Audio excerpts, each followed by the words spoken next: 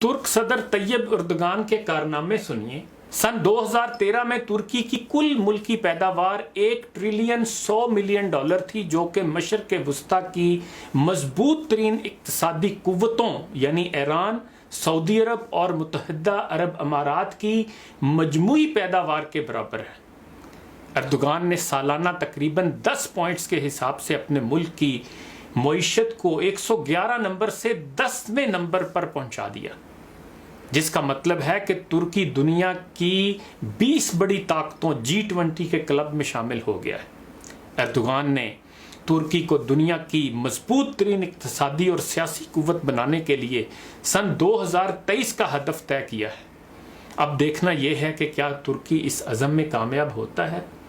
ये तो आने वाला वक्त ही बताएगा। इस्तांबुल एयरपोर्ट यूरोप का सबसे बड़ा एयरपोर्ट है। इसमें यौमिया 1260 परवाजें आती हैं। मकामी एयरपोर्ट की सुबह की 630 फ्लाइट्स इसके अलावा हैं। तुर्क एयरलाइन मुसलसल 3 साल से दुनिया की बेहतरीन फ़ज़ाई सर्विस होने का एजाज़ हासिल कर रही है। 10 सालों के दौरान तुर्की ने जंगलात और फलदार दरख्तों की शक्ल में 2 बिलियन 770 मिलियन दरख्त लगाए हैं। अपने इस दौरे हुकूमत में तुर्की ने पहला बख्तरबंद टैंक, पहला एयरक्राफ्ट, पहला ड्रोन और पहला सैटेलाइट बनाया है। ये सैटेलाइट अस्करी और बहुत से दीगर अमूर सरंजाम देने की सलाहियत रखता है। एर्दोगान ने 10 सालों के दौरान 125 नई यूनिवर्सिटियां, 199 स्कूल, 510 अस्पताल और 1,69,000 नई क्लासें बनवाईं, ताकि तलबा की तादाद फी क्लास 21 से ज़्यादा ना हो। गुज़श्ता माली बहरान के दौरान जब अमेरिका और यूरोप की यूनिवर्सिटियों ने भी अपनी फ़ीसें बढ़ा दी थीं, उन दिनों में भी एर्दोगान ने हुक्मनामा जारी किया कि तमाम यूनिवर्सिटियों और कॉलेजों में तालीम मुफ्त होगी और सारा खर्चा हुकूमत बर्दाश्त करेगी। 10 साल पहले तुर्की में फ़ी फ़र्द आमदन $3500 सालाना थी, जो 2013 में बढ़कर $11,000 सालाना तक पहुंच गई है। ये शरह फ्रांस की फ़ी फ़र्द शरह आमदन से ज़्यादा है। इस दौरान तुर्की करेंसी की कीमत में 30 गुना इजाफा हुआ। तुर्की की भरपूर कोशिश है कि सन 2023 तक इल्मी तहकीकात के लिए 3 लाख स्कॉलर्स तैयार किए जाएं।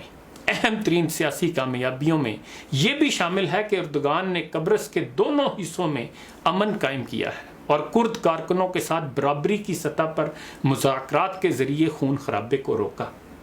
आर्मीनिया के साथ मसाइल को सुलझाया। ये वो मसाइल हैं जिनकी फाइलें गुज़श्ता 9 दहाइयों में रुकी हुई थीं।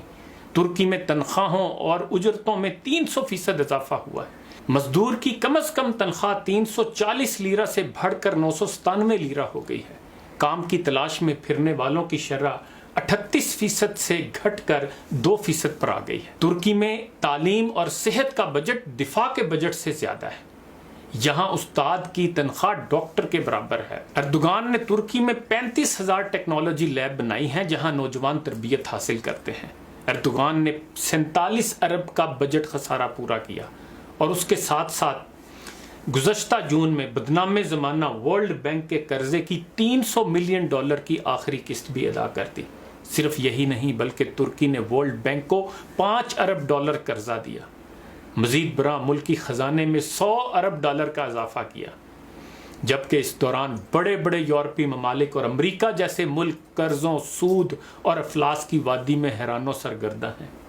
10 साल कबल तुर्की की बरामदात $23 अरब थी। अब इसकी बरामदात $153 अरब हैं, जो कि दुनिया के 190 ममालिक में पहुंचती हैं। इन बरामदात में पहले नंबर पर गाड़ियां और दूसरे नंबर पर इलेक्ट्रॉनिक का सामान आता है। यूरोप में बिकने वाली इलेक्ट्रॉनिक अशिया में हर 3 में से 1 तुर्की की बनी हुई होती है। तुर्की हुकूमत ने तवानाई और बिजली की पैदावार के लिए कूड़े की रिसाइकलिंग का तरीका इख्तियार किया है। इससे तुर्की की 1/3 आबादी मुस्तफ़ीद हो रही है। तुर्की के शहरी और देही इलाकों के 98% घरों में बिजली पहुंच चुकी है। एर्दोगान ने एक टीवी प्रोग्राम में एक बच्चे के साथ मुबाहसा में शिरकत की, जिसमें तुर्की के मुस्तकबिल के बारे में गुफ्तगू हुई। इस बच्चे की उम्र 12 साल से ज़ायद नहीं थी। एर्दोगान ने इस बच्चे की भरपूर हौसला अफजाई की।